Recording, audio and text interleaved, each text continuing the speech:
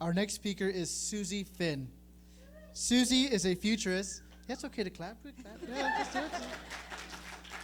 Suzy is a futurist. She thrives on connecting people, ideas, and resources in exciting new ways to help people, companies, organizations, and communities realize their potential. She has a degree in public relations with a minor in studio art from Marquette University and a master of business administration from Wichita State University. A boomeranger, she returned to Wichita in 2009 after spending 4 years in Washington, D.C. When she's not experiencing cool community events, Suzy enjoys spending quality time with family and friends, playing trivia, attempting to be athletic by swimming, biking, running, and playing softball, reading, and trying out new hobbies from glass blowing, photography, and cooking to volunteering for community organizations. A round of applause for Suzy, please.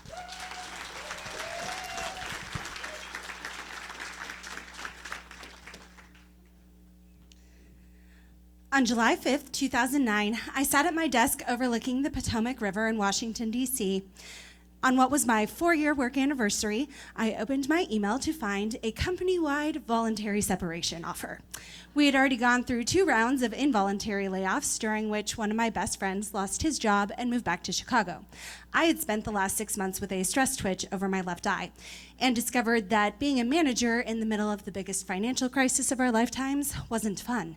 I was stuck in that middle manager spot of knowing things didn't look good for us, but not being able to tell my staff, who were also my friends.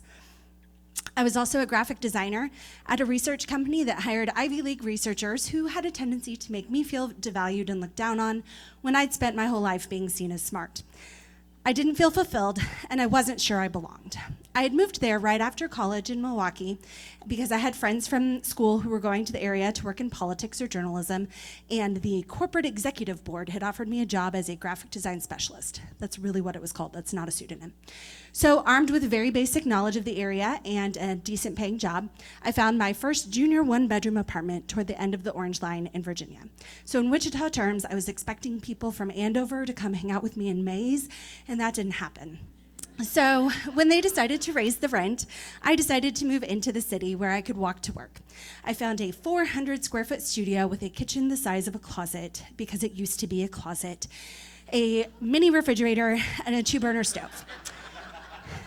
That was my worst decision ever, because the day I moved in, I discovered I had been left some pets, hundreds of cockroaches.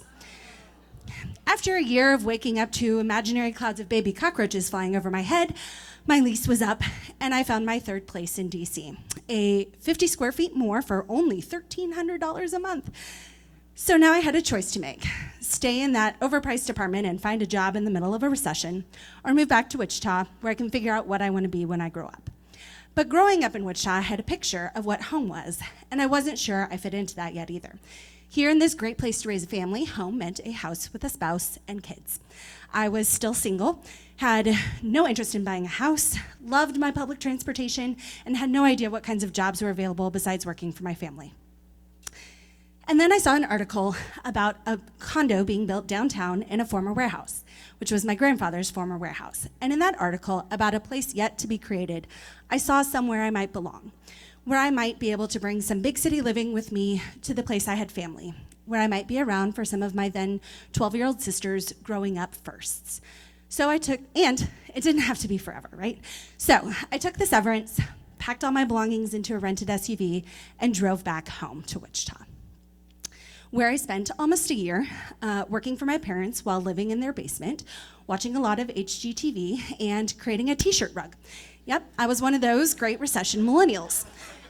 It wasn't my fault that it took them an extra 6 months to finish the apartment I picked out, okay?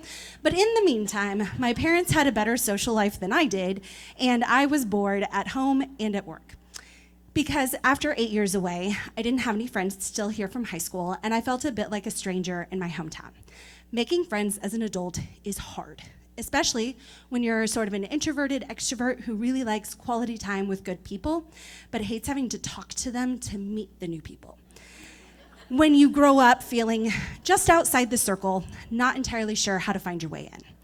So after one of my aunts lovingly told me that I was never going to find a husband if I kept working for my family, I decided to check out Young Professionals of Wichita. That was one of my best decisions ever. Through YPW, I met my best friends, I got a better job, and then an even better job, and a promotion, and my current job. I have been behind the scenes at some of Wichita's coolest places. I have been to every brewery on the Wichita Brew Tour. I have a pretty great life. But still, I don't always feel like I fit in here. I still haven't found that husband. Thank you, online dating. I still don't have kids. I still chafe a little bit every time the only selling point someone can come up with is that this is a great place to raise a family. I still miss really good public transportation, and I still see young professional women leaving the area because they don't see that future here. Despite all that, I have truly come to feel like I belong here at Wichita. And it's not because I finally bought a house, it's because I've discovered the times when I belong. I belong when I'm playing trivia with the crapshooters, when I am discussing books with my punk-ass book club, when I am hanging out with my fun day crew, when I am at work with my caring coworkers. I belong when I feel valued, respected, and loved. Oh, and when I'm running with friends.